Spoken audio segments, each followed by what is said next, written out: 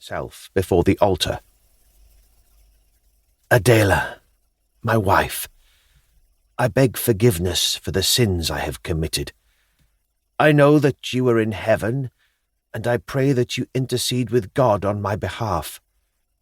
I swear that I will be a better knight than I ever was before. I will control my carnal thoughts and dedicate myself to protecting this land of England." I rose and held my sword before me. It was the sword that contained the pommel stone from King Harold Godwinson's sword. "This I swear before Almighty God." I waited for a sign, a bolt of lightning, a crash of thunder, a candlestick falling to the floor. Anything. But the candle-lit church remained silent. I was not given an answer.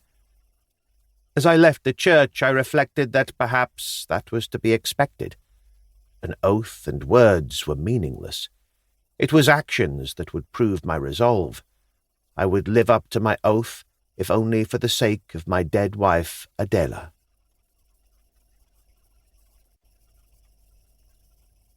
Chapter 1. John was the strongest by a considerable margin of my 3 squires. He was going to be the size of Wulfric when he stopped growing. He would never be a courtly knight. He would be a warrior. He would be the rock upon which an enemy broke. My training with him concentrated on making him use his head. He always tried to win every combat in the first few strokes, but as the squire who carried my standard, there was no one else who I would have wanted as the rallying point for my conroy. Lefric was slight compared with John, but he was a thinker and a planner. He would win combat because he would outthink his opponent. The 2 of them would have made the perfect knight.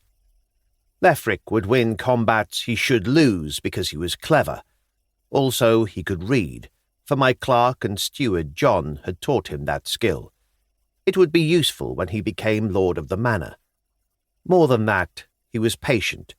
He had schooled my 3rd squire, my son William, and helped him immeasurably.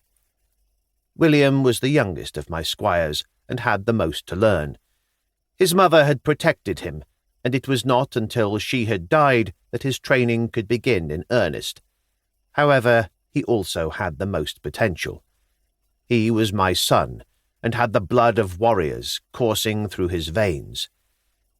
He had 2 good teachers in John and Lefric, and Wulfric had also given him skills that were invaluable. William's problem was that he wanted to run before he could walk. He did not seem to understand that my other 2 squires had years more experience than he did. He would become upset if he was not allowed to do what they did. I had had to chastise him on a number of occasions. It was part of the ritual of becoming a knight. The process would last for years. I might even die before he was ready to gain his spurs.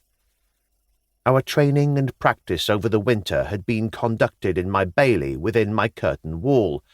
I had made sure that we spent 4 hours each day with sword, axe, and lance.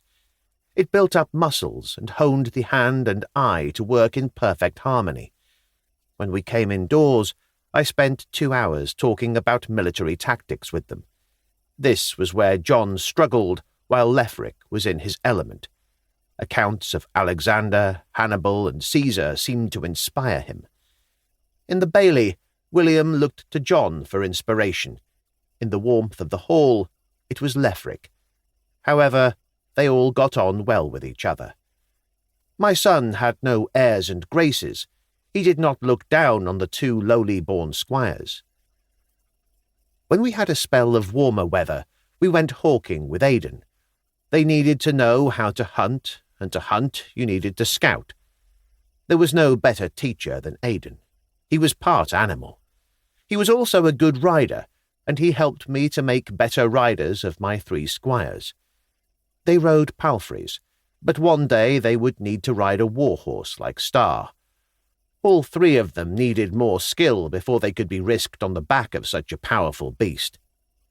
All my time and energy was spent in teaching and training my squires to become knights. It emptied my head of dark thoughts. The result of all my work